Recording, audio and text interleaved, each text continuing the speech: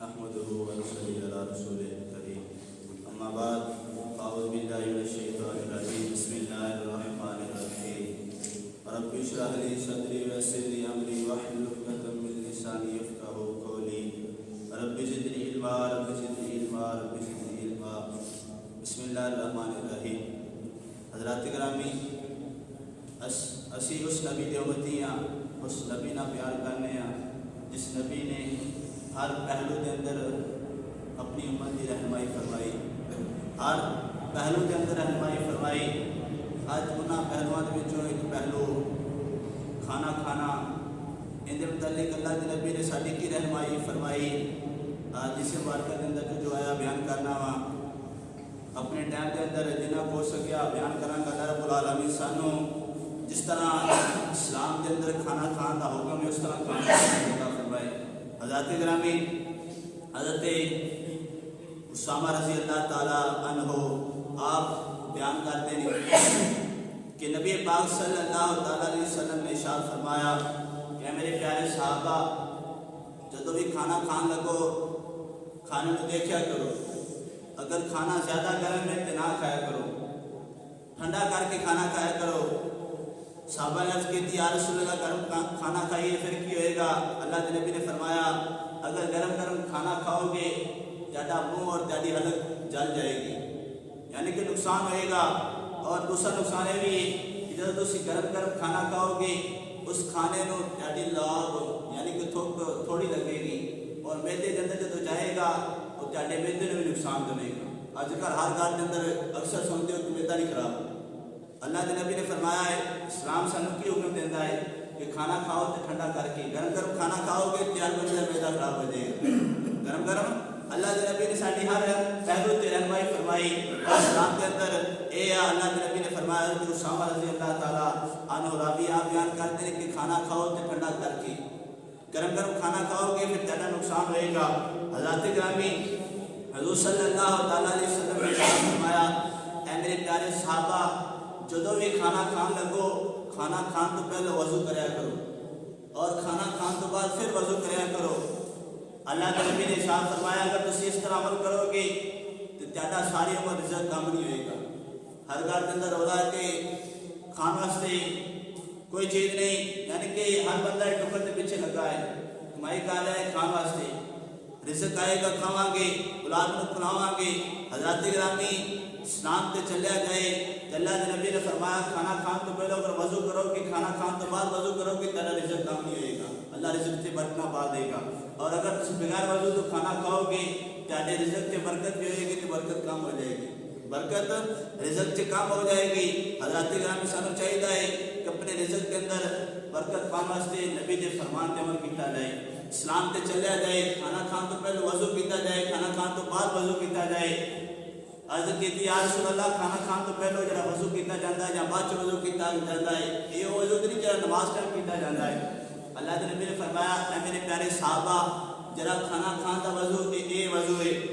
مثال کے طور پہ کوئی بندہ جو کھانا کھان لگے روٹی کھان لگے تو وضو کرے، کس طرح وضو کرے کہ اپنے ہاتھوں کو اچھی طرح دھو لوے، اپنے ہاتھوں کو اچھی طرح دھو لوے اور 3 دفعہ کروڑی کر لوے، اچھی طرح کروڑی کر کے پھر کھانا کھائے۔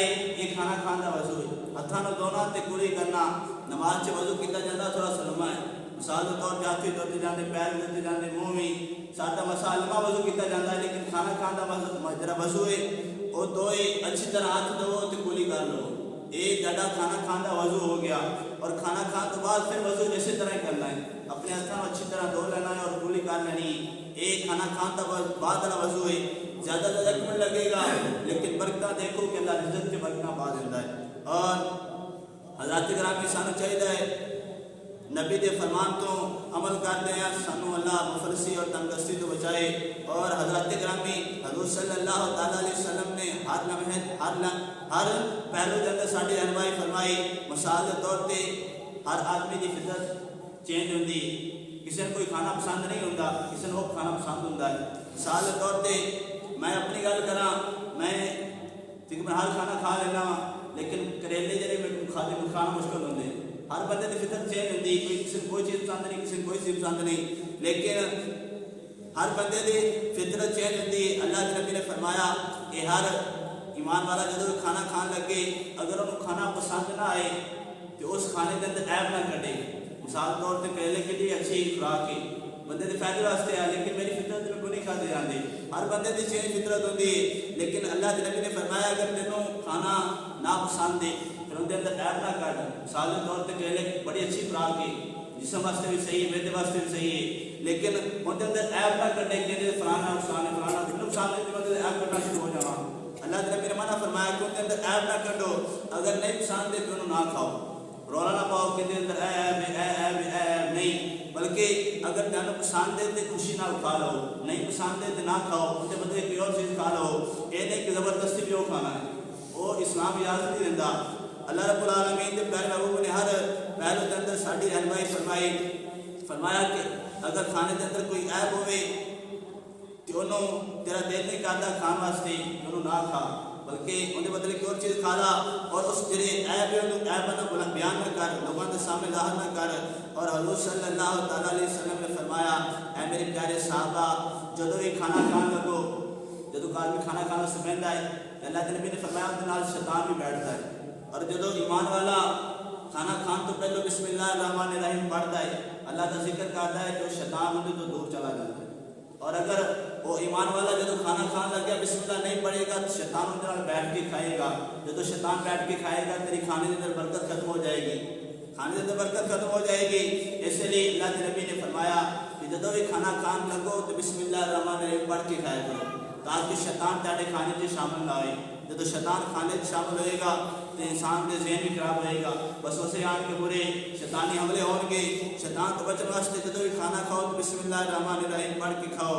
اور اللہ کے نبی نے یہ بھی فرمایا حضور صلی اللہ تعالیٰ علیہ وسلم نے فرمایا کہ میرے پیارے صحابہ جدو کھانا کھان تو بعد فارغ ہو جاؤ اچھی طرح برتن صاف کریا کرو. برتنوں اور ہاتھوں بھی صاف کریا کرو. مثال کے طور پہ برتن ختم ہو گیا ہے اللہ کے نبی نے فرمایا ہے انگلیاں بھی چٹیا کرو برتن بھی صاف یعنی کہ جس طرح آدمی کس چیز مثال طور پہ انگلے کے نال کھانا لگا ہے منہ چپائے گا صاف ہو جائے گی. اس طرح برتن بھی انگل کے نال صاف کر کے اور اچھی طرح کھانے کو صاف کرایا کرو. انگل بھی صاف ہو جائے گی ہاتھ بھی صاف ہو جائے گا برتن بھی صاف ہو جائے گا. اللہ کے نبی نے فرمایا ہے کہ میرے پیارے صحابہ برتن اس وجہ تو صاف کرایا کرو ہاتھوں میں اس وجہ تو صاف کرایا کرو. پتہ نہیں اللہ رب العالمین نے کھانے کے کس حصے سے برکت رکھی. جدو کھانا سارا تیرے پیٹ کے اندر چلے جائے گا تیرے کھانے کے اندر برکت واپس آ جائے گی. اس لیے جدو کھانا کھاؤ برتن کو اچھی طرح صاف کرو انگلیاں ہاتھوں کو اچھی طرح صاف کرو تاکہ اللہ رب العالمین جس کھانے کے اندر کھانے کے جس حصے سے برکت ہے اللہ رب العالمین تیرے پیٹ سے پہنچا دے. اسی طرح اللہ کے نبی نے بھی فرمایا یہ بھی عمل دسیا ہے میرے پیارے صحابہ جدو بھی کھانا تھے سامنے آ جائے کھانا کھان تو پہلو اپنے جوتے پہنے تھے اتار دو. اسلام اندر کی حکم ہے کھانا کھان تو پہلو اپنے جوتے اتار دو. اس لیے کیونکہ جدو کھانا کھاؤ گے تیرے پاؤں اگر جوتے پہنے ہیں تو انہوں راحت نہیں ہوئے گی. جوتے اتار دو گے تو راحت ہو جائے گی. یعنی کہ پتہ کہ چلیا کہ جدو بھی کھانا کھاؤ تو جوتے اتار کے کھاؤ. جوتے پہن کے کھانا اللہ کے نبی نے یہ تو منع فرما دیتا اور حکم دیتا ہے کہ جوتے اتار کے کھاؤ. اور حضرات گرامی حضور صلی اللہ تعالیٰ علیہ وسلم نے ہر پہلو کے اندر ساری رہنمائی فرمائی ہے. جوتا پہنو کے اندر بھی رہنمائی فرمائی ہے کہ میرے پیارے صحابہ جدو جوتا پہنو تو پہلو دایاں پہنو. دو پاؤں دینا ایک دایاں ایک بایاں ایک سجا ایک کھبا. جدو بھی پہنو تو پہلو سجا پیر پاؤ پھر کھبا پاؤ. جدو اتارنے کا طریقہ ہے کہ پہلو کھبا اتارو پھر سجا اتارو.